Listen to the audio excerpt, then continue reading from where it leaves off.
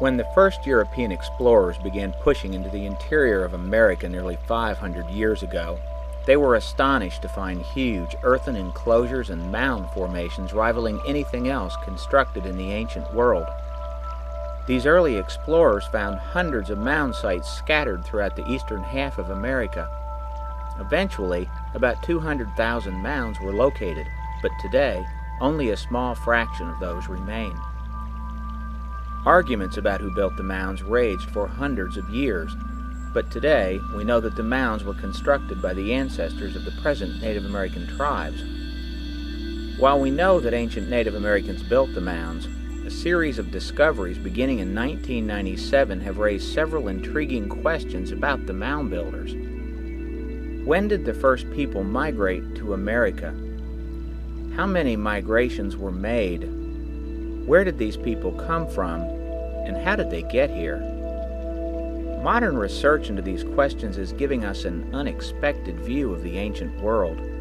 And perhaps the most unexpected finding of all is that nearly 70 years ago, the famous psychic Edgar Cayce related a history of the mound builders that almost perfectly matches what we now know. Join us as we explore the mysteries of the ancient American mound builders and look at how the 70-year-old statements made by Edgar Cayce appear to have predicted modern discoveries about ancient America.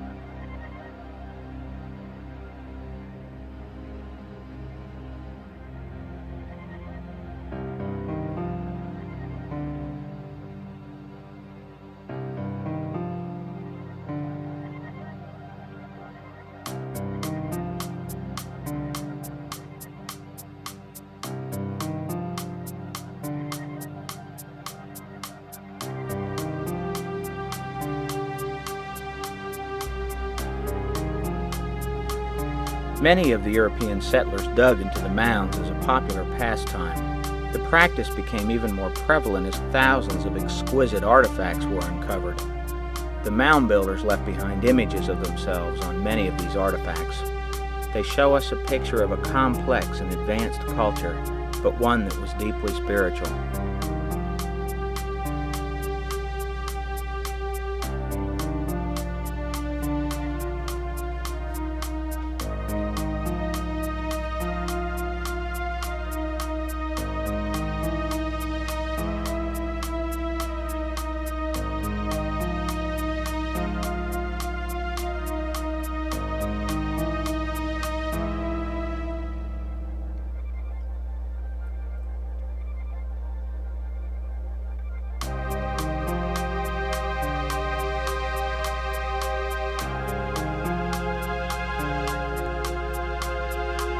The mounds reflect the deep spirituality of these ancient people and a simpler manner of constructing pyramids.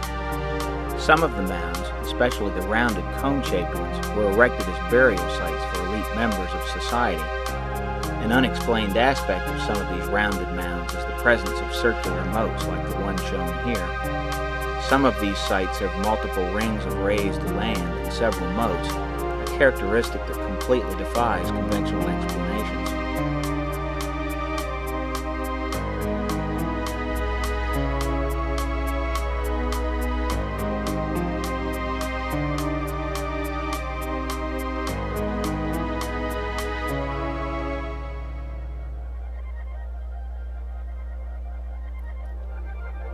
In the latter stages of mound building, huge, flat-topped earthen pyramids were erected.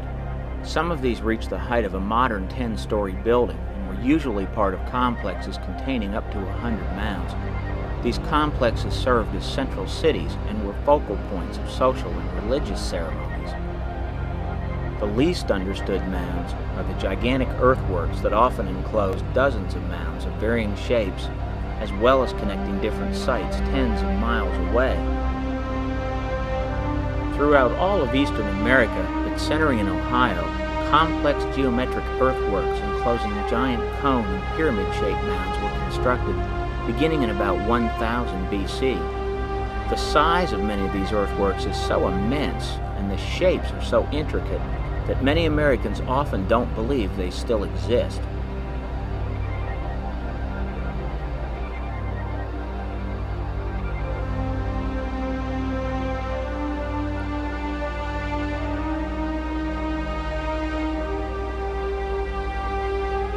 The earthworks were long earthen walls formed from embankments as high as 33 feet tall.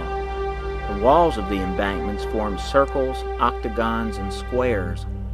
These interconnected complexes often spread over many miles.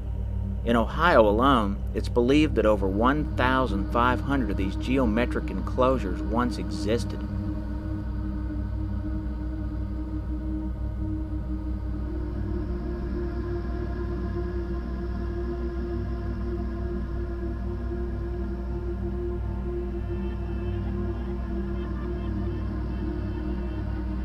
The best preserved of these is in Newark, Ohio. Nearly 2,500 years ago in Newark, a 20-acre circle was formed by 12-foot-high walls of earth. The circle was connected to a 50-acre octagon. Sacred pathways enclosed by parallel walls connected the Newark circle and octagon to other square and circular enclosures over 2 miles away. The Newark Circle and Octagon is maintained as a golf course and historic site where it still fascinates visitors. Its purpose is only partly known, but what is known is that it served to accurately chart the movements of the moon, enabling the builders to predict eclipses and other celestial events.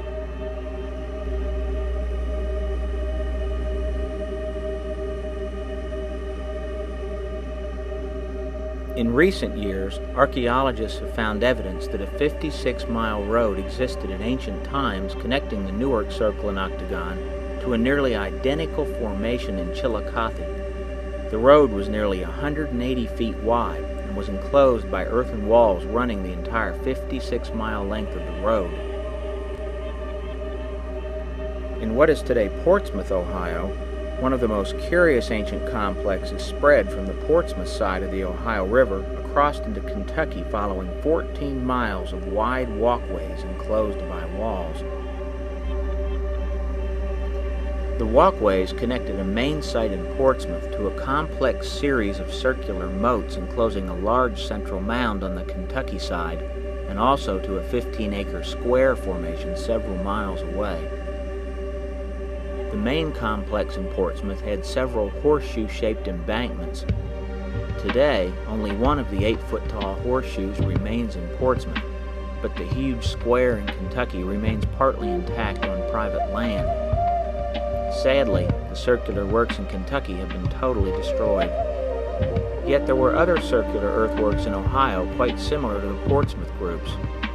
Some early towns like Circleville, Ohio, even built their first town centers to take advantage of the land rings.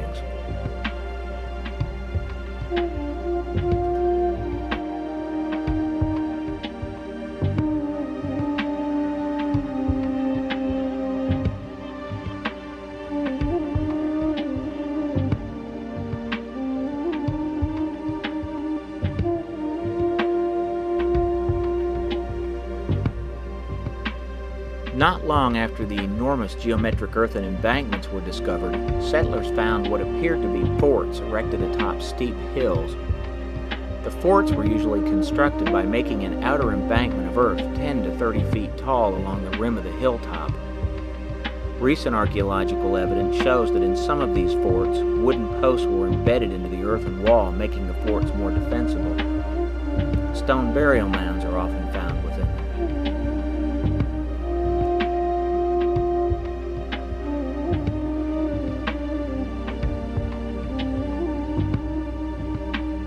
Other enigmatic shapes were formed from Earth by these mysterious builders. Ovals, semicircles, and even what appears to be a huge menorah surrounded by an oil lamp was found. The people who built many of these structures are collectively called the Adena and Hopewell cultures, but we actually know little about their practices. A later culture, known as the Mississippians, focused their mound building on the construction of large pyramid-shaped mounds where temples were erected on the flat top of the mound. As explorers and settlers pushed to the north and south, effigy mounds were found. It's estimated that 10,000 effigy mounds once existed in Iowa alone, but by the 1970s less than 1,500 remained. The most famous effigy mound in the world is Serpent Mound, located in southern Ohio. This quarter-mile-long effigy depicts an uncoiling snake and was built atop one of the strongest magnetic anomalies on the surface of the Earth. The purposes of these effigy mounds are largely unexplained, but several Native American tribes, especially the Hopis, believe their ancestors erected them during ancient migrations across America. The legends of the Hopi were first translated and published 18 years after Edgar Cayce's death. The Hopis tell of a series of 4 creations in the world, followed by near-complete destructions. Amazingly, it's a legend that is almost identical to the story of the ancient world as told by Edgar Cayce, and some of the rituals of the Hopi reenact these legends.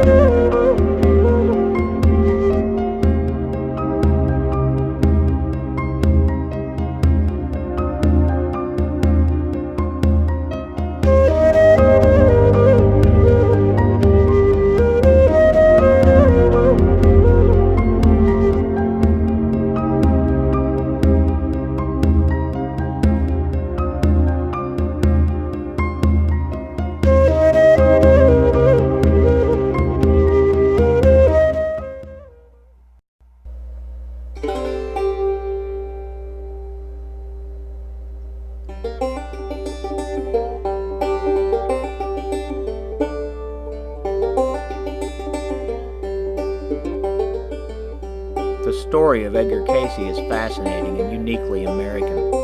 Cayce was born in Hopkinsville, Kentucky in 1877, not many years after the Civil War.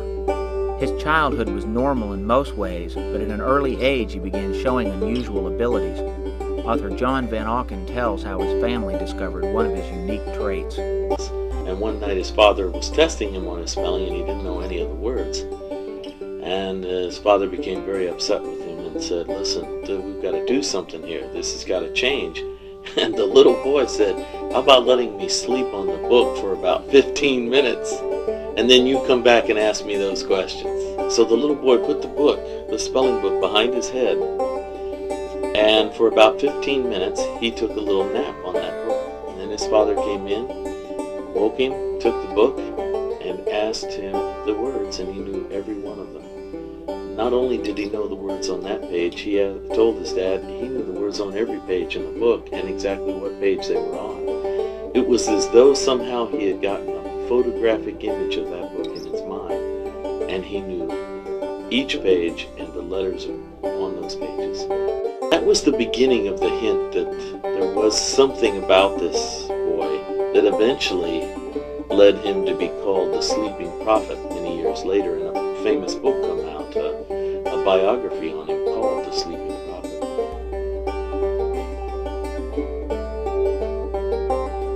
In 1895, Edgar met 15-year-old Gertrude Evans in Hopkinsville, and in 1897 he proposed marriage. By the time they married in 1903, Edgar Cayce's remarkable ability had already been well publicized. The Caseys moved several times during the ensuing years, and Edgar made his living as an accomplished photographer. He was a family man and raised two sons, Hugh Lynn and Edgar Evans. The story of how Casey became involved in health readings began with Casey's own health affliction. Much later in his life, he lost his voice, and the doctors couldn't determine anything physically wrong with him, so they were really stumped and there was not much they could do. So Edgar Cayce asked a local hypnotist if he'd hypnotize him, and while under the hypnotic state, if he'd ask him what would help fix the voice. Now, the peculiar part is here, he can't speak, so why would you even ask him that? Nevertheless, the hypnotist went along with it, and under hypnosis, he spoke clearly. And he told the hypnotist exactly what to tell Casey's body to do, which was to concentrate all the blood into the throat until the hypnotist saw his throat become blood red, and then tell him to rebalance the circulation of the body for normal functioning. The hypnotist did all of this, and when Casey awoke, he spoke perfectly and everything was fine. On a couple of occasions, some local doctors had particularly difficult medical situations, and so they thought they'd just try this young sleeping seer out. And they went to Casey, and he did this self-hypnosis on himself, went inside. They told him who the patient was, where the patient lived, and it was as though somehow his mind could connect with him. He could give a complete diagnosis of the individual, no matter where they were physically, and recommend a course of action that would help.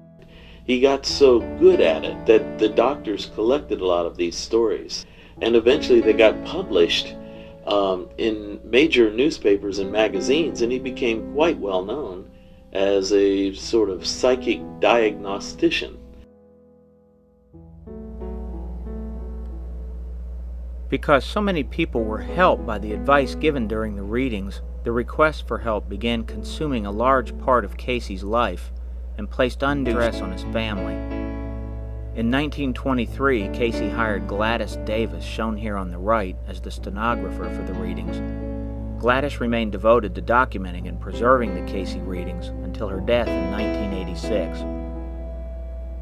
By the time he died in 1945, Casey had left over 14,000 documented readings compiled on nearly 50,000 pages. About 2/3 of these readings were for health issues. They're housed at the Virginia Beach-based Association for Research and Enlightenment. Edgar Cayce's grandson, Dr. Charles Thomas Cayce, serves as executive director of the organization. I like to define the ARE really by the three words in the name: association, research, and enlightenment. Association, to me, refers to a group of people, which with the ARE is people who have some of the same interests and questions about some unusual topics, some very common topics, but it's a group of people with similar interests. The research part of the name is a commitment, I think, implied in the Edgar Cayce readings to not simply present this material that came through this unusual man as dogma or as fact, but look at it as hypotheses to be tested.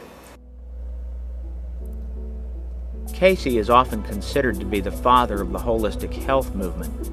The accuracy of his health readings is considered very high. David McMillan, director of the Meridian Institute, has authored several books looking at Cayce's health ideas. The holistic movement, and I think probably the alternative medicine movement in America, owes Edgar Cayce a great deal. It's never been documented, just because the people that came out of the holistic movement and various other practitioners that were familiar with Cayce were some of the leading influences in alternative medicine. The strength of the Cayce approach when you look at research is that you look at what we know in modern medical research and you look at what Edgar Cayce was saying, and the more you know, the better Cayce looks. In the early 1920s, Cayce began giving another type of psychic reading, one that produced a fantastic history of the world. Cayce's history of the ancient world actually emerges in bits and pieces found in several of the different life readings for various souls who had activity in Mu, Maya, or Atlantis, or Egypt. And you would have to go into those various life readings and get little bits and pieces. But eventually there was enough information there that it caused a lot of people to want to really get right focused on Atlantis or Egypt, and so they began a series of readings specifically on that topic. Edgar Cayce's youngest son, Edgar Evans Cayce, is an engineer by profession. In the 1960s, Edgar Evans began compiling the Cayce readings on Atlantis in an effort to determine whether they were valid. His two subsequent books on the topic have both been bestsellers. When I first started writing the book, I didn't know, because I hadn't read all the readings yet. And at that time, I didn't care. I wanted to know whether it was right or whether it was wrong. The more you get into it and the more time that goes on, all the newer discoveries continue to substantiate what he said.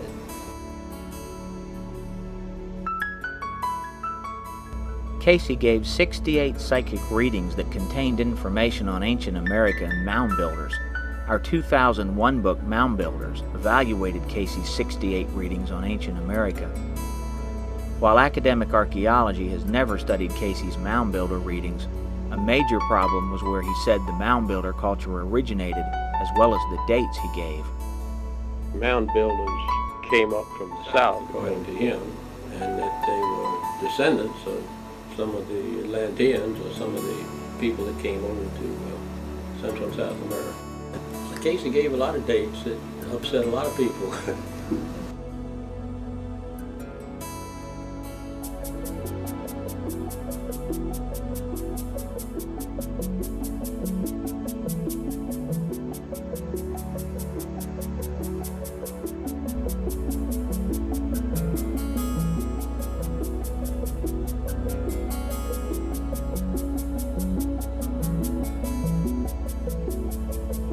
No one today believes that Native Americans are a uniform race of people, but archaeologists have long told us that their ancestors came to America in a single migration away from Siberia, beginning in 9,500 BC.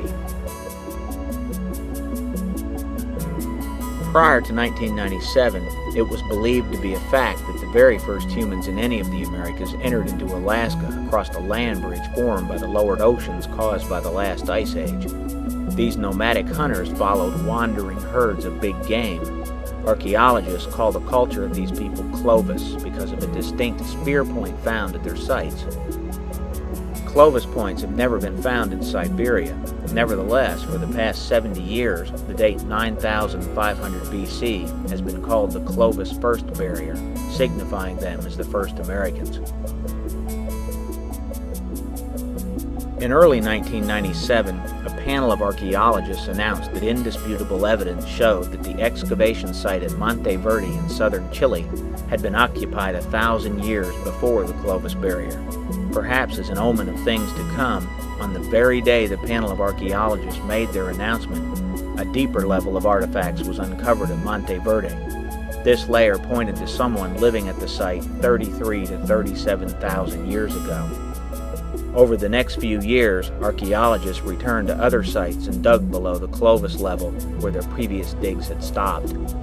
In Brazil, a site dated to 38,000 BC. In Pennsylvania, a rock shelter showed human occupation in 24,000 BC. A Virginia site dated to 17,000 BC. Soon, a host of other sites in the Americas showed pre-Clovis occupation, and the Clovis Barrier collapsed.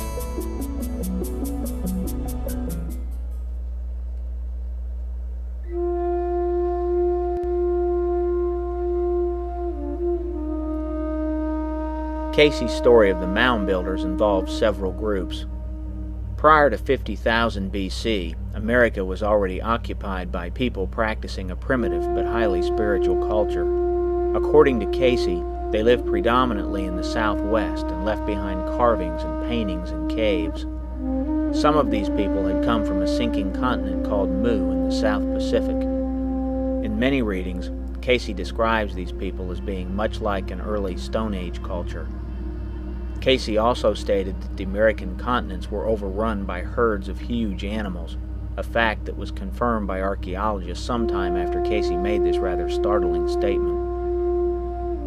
The most important part of Casey's story of the mound builders centers on the years 10,000 BC and 3000 BC. According to Casey, just before 10,000 BC, Atlanteans fled their last remaining islands prior to their final destruction. Most of these people went to the northeast of America and east across the Atlantic Ocean, but a small group went to Yucatan to establish a Hall of Records.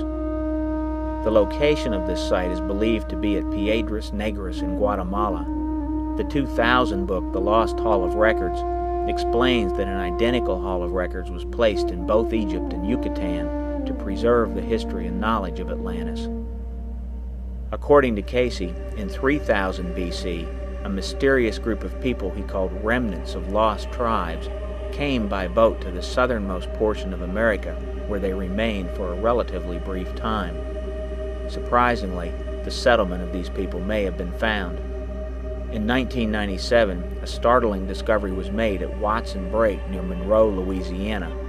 Over 200 carbon dating tests were conducted on a strange 22-acre circular mound formation found there some years earlier.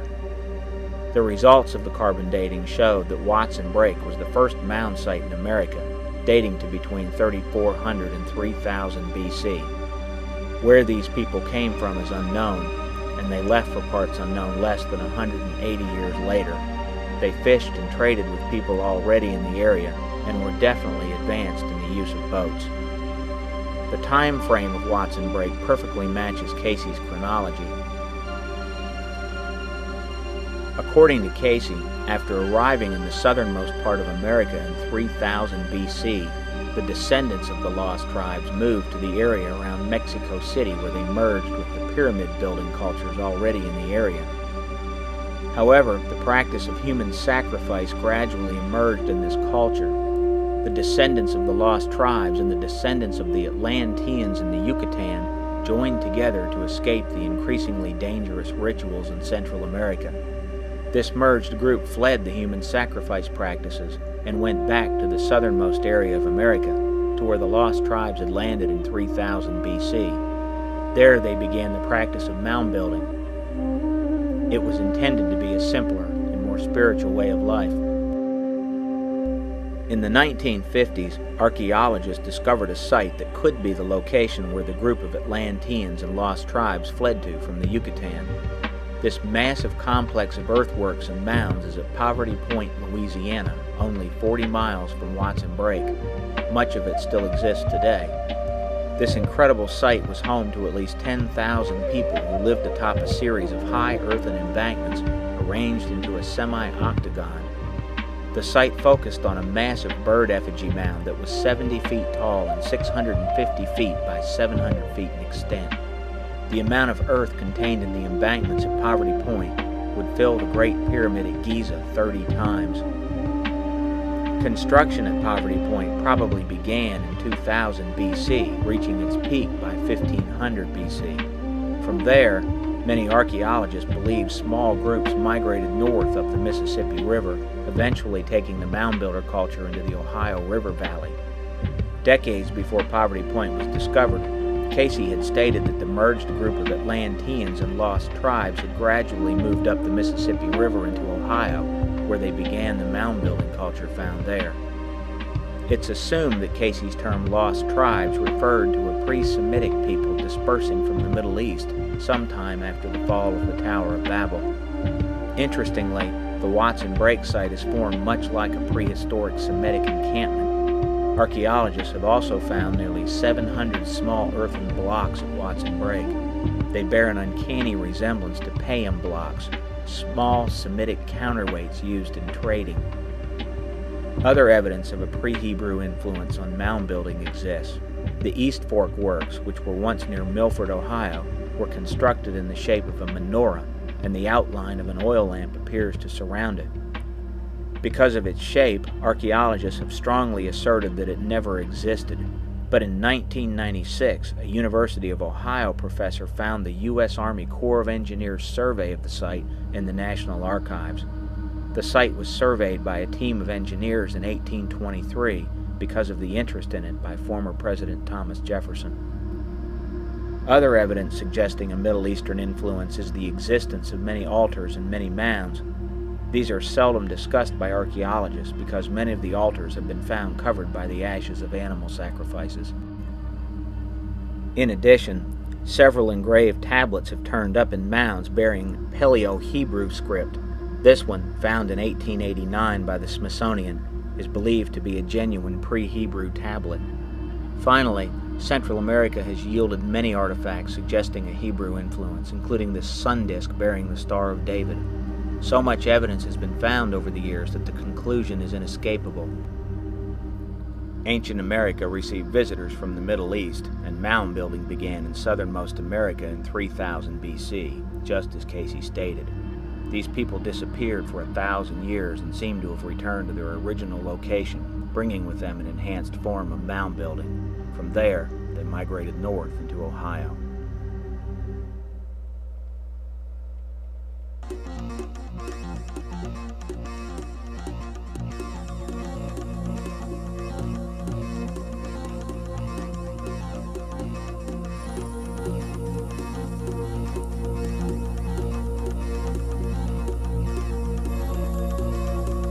From the late 1980s to the present, a new form of genetic testing has been performed on living Native Americans to identify the origin of their ancestors.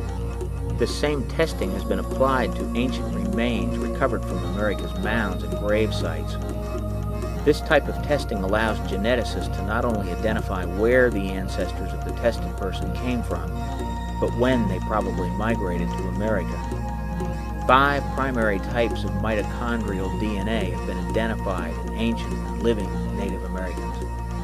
While some archaeologists disagree, the results of these tests strongly suggest 3 waves of migrations into America, exactly as Casey told us over 70 years ago. The first occurred between 47,000 to 38,000 BC from Siberian Asia, nearly matching Casey's 50,000 BC migration from the west. The second migration occurred in 28,000 BC from China, Asia, and the South Pacific. Incredibly, the date and locations of this migration exactly match Casey. According to geneticists, the final wave of migration occurred in 10,000 BC, the same date Casey gave. At first, geneticists and archaeologists believed that all of the Native Americans' ancestors had come from some part of Asia, but that idea has now been discounted. Several groups of people had come to ancient America from the South Pacific, and one other nagging problem appeared. One of the types of mitochondrial DNA was not Asian in origin. One of the biggest flaws in attempting to place the origin of mitochondrial DNA is that scientists only consider locations that still exist today. If a migration actually came from a place that no longer exists, scientists would automatically place its origin in Africa or Asia, since they believe this is where all humanity originated. Casey stated that the sunken islands of Atlantis had supplied some of the ancient people who migrated to America.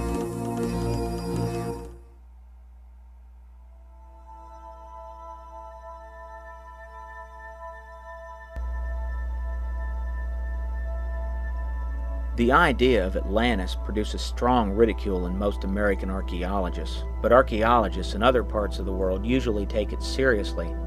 Atlantis has been placed virtually everywhere in the world by speculative writers, but Plato and other ancient historians said that it was in the Atlantic Ocean. So much has been written about Atlantis that it's sometimes difficult to sort out what Casey actually said about it. Casey placed Atlantis close to the Caribbean Ocean. Recent discoveries of underwater ruins in the area may eventually reveal Casey's Atlantis, but genetics may prove to be the strongest evidence. About 4% of Native Americans have mitochondrial DNA that is classified as haplogroup X, one of the mitochondrial DNA types that did not originate in Asia. Haplogroup X has been found in ancient Iroquois remains and in all of the other places in America where Casey stated Atlanteans migrated. Incredibly, recent testing has shown the presence of haplogroup X in every location of the world where Casey indicated groups of Atlanteans went before their islands sunk. These areas include the Pyrenees Mountains, the Middle East, and even in the Gobi Desert. The actual origin of Haplogroup X is not known, but its presence in all of the places where Casey stated the Atlanteans migrated is certainly compelling. Haplogroup X may well be Atlantean DNA, spread to various parts of the world by several migrations. The migrations from Atlantis took place in stages that were caused by a long-term breakup of the island. Around 200,000 BC, Atlantis began to emerge in the Atlantic. The Earth went through many changes, physical changes, earthquakes, violent eruptions, and changes in volcanic activity caused these major continents of Mu and Atlantis to break up into islands, and even those islands eventually broke up. This caused a great migration of those who survived all of that violent time in the Earth, and they mostly migrated to the lands we're familiar with today. Archaeologists often argue that Atlantis was said to have advanced technology, but since the people migrating to America in 10,000 BC did not have technology as we think of it today, they reason that Atlantis never existed. The answer to this issue may be in the Casey readings. According to Casey, in both 50,000 BC and 28,000 BC, Atlantis experienced a series of violent eruptions. The events broke Atlantis into islands and devastated the high technology of the culture. Casey placed the peak of Atlantis' technology before 28,000 BC, and by its final sinking in 10,014 BC, it appears that the Atlantis survivors had not yet recovered their prior glory. He mentions the highest civilization in Atlantis being in that period around 28,000. And he mentions, in fact, he mentions 3 destructions of Atlantis, not one. He mentioned one about 50,000 and one about 28,000 and one around 10,000, which is the one Plato, I think, talked about. The second one was when it was split into islands. And a lot of people were lost their lives or went east and west at that time. And so probably the civilization was, they lost a lot of their factories, or a lot of their equipment, and a lot of everything. And I'm sure that there was a downturn in civilization from that time to 10,000 BC. Interestingly, archaeologists have always asserted that an advanced culture did enter America in 10,000 BC. They term these people Clovis and have always thought that they came from Siberia. But since Clovis artifacts have never been found in Siberia, it's necessary to look elsewhere for their origin. Clovis artifacts have been found in the area of Europe where Casey said Atlanteans went even before the 10,000 BC destruction. These same areas are the ones where Haplogroup X is found. The evidence is certainly suggestive. The Clovis culture in America and the similar culture in Europe may have been carried to each place by survivors of a now lost civilization that was located between these two continents. Both the Aztecs and Mayas of Central America have legends relating that their ancestors migrated from a violently erupting island in the east. They called this island Aztlan, and numerous Aztec codices like the Codex Boturini depict scenes from this migration. Many Atlantis proponents believe that Aztlan was Atlantis. In about 350 BC, the philosopher Plato gave a detailed description of the main city of Atlantis. A temple was erected on a high hill or mound around which a ring of water was formed. A total of 3 water rings were eventually made and interspersed with 2 land rings. A main canal was then dug to the ocean. High bridges were then constructed in a cross-like pattern from the outer land to the central temple hill. The total diameter of this city was only 2 miles, and it contained the bulk of the Atlantean technology. The image of this series of circles and a central cross pattern has been found on many Native American artifacts. It was a sacred symbol to many tribes, and it's been interpreted as a sun worship image by archaeologists, but it may actually symbolize Atlantis. Casey stated that some mounds were constructed to symbolize Atlantis, and perhaps the best evidence of an Atlantis influence on mound building was at ancient Portsmouth, Ohio. On the Kentucky side of the river, the series of moats and raised land around the central mound appear to depict Atlantis with astonishing accuracy. The wide road leading to the Ohio River may represent the canal to the ocean. The site could have been used for ritualistic reenactments of their descendants' migration from their sinking homeland. I can understand how,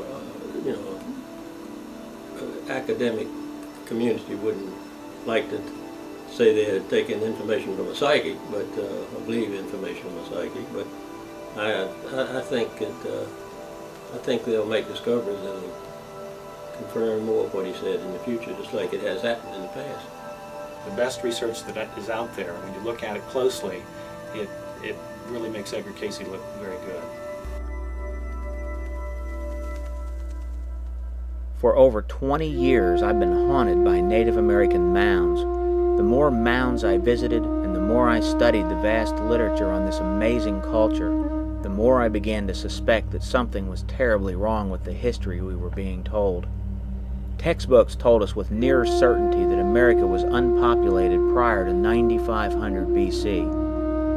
Evidence that suggested migrations earlier than 10,000 BC was ridiculed and sometimes even hidden by archaeologists, and even the legends of the Native Americans themselves were rudely dismissed as inaccurate. The near-complete shift that took place in American archaeology in 1997 led me to take a closer look at the ideas Edgar Cayce brought forth over 70 years ago. Cayce told us that there were 3 waves of migrations to ancient America. He told us where these people came from and even when they came. He told us that mound building was first established in Southern America and that these people then came north. He also told us that they practiced forms of worship utilizing sacrificial altars and that they had built some mounds to represent Atlantis.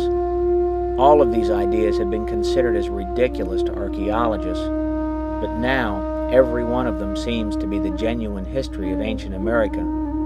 It's rather amazing to find that this incredible history about ancient America, a history related by a psychic who devoted his life to helping others, appears to be accurate.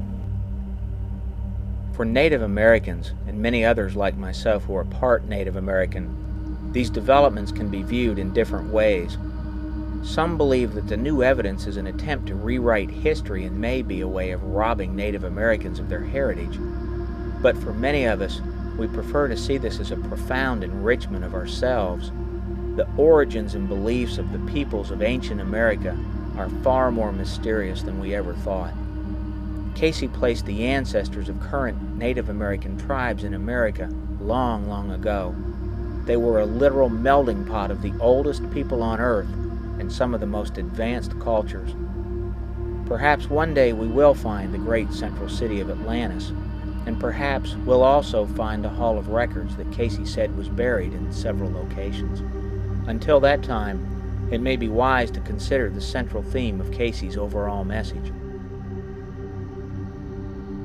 There is embedded in the Edgar Cayce material a premise that there's more to us than a physical body. That more than the physical body is referred to in the Cayce readings as our spiritual nature. Over 500 years ago, when Columbus first set foot in this hemisphere, it's believed that over 56 million people already lived in the Americas. Within a few generations, the population fell by 90% as war and European diseases decimated entire tribes and cities. Their land was taken from them, and virtually every treaty made with them was broken. Despite this monumental tragedy, a deep spirituality remains in modern tribes, and the true spirit of Native America lives on in ways the ancient ones never imagined. And today, the face of Native America is more diverse than ever, and many of us share Native American bloodlines and also share a deep interest in practicing a simpler form of spirituality.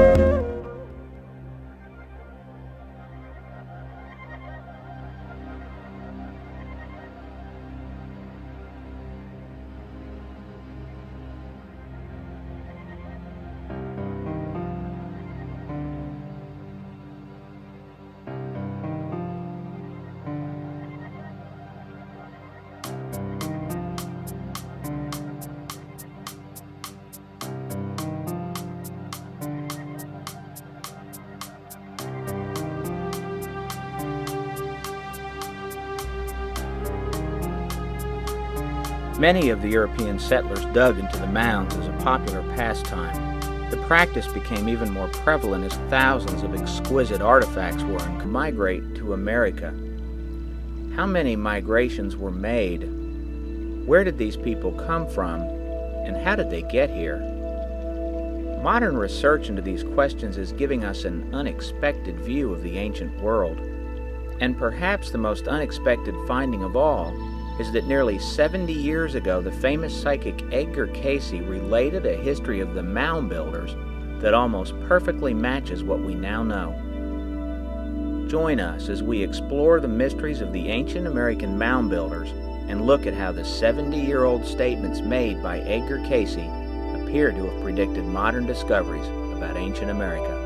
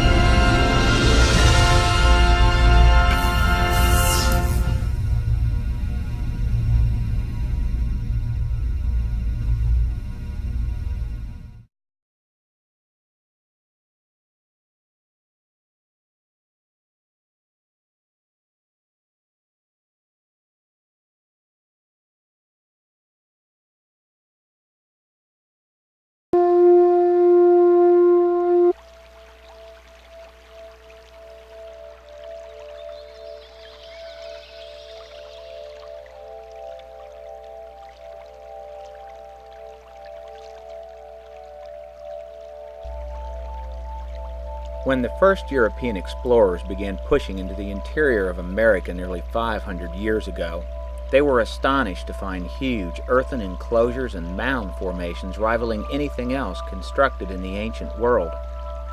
These early explorers found hundreds of mound sites scattered throughout the eastern half of America.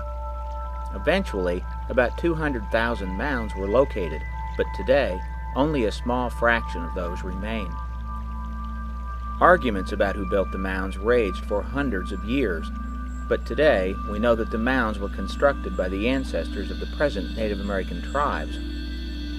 While we know that ancient Native Americans built the mounds, a series of discoveries beginning in 1997 have raised several intriguing questions about the mound builders. When did the first people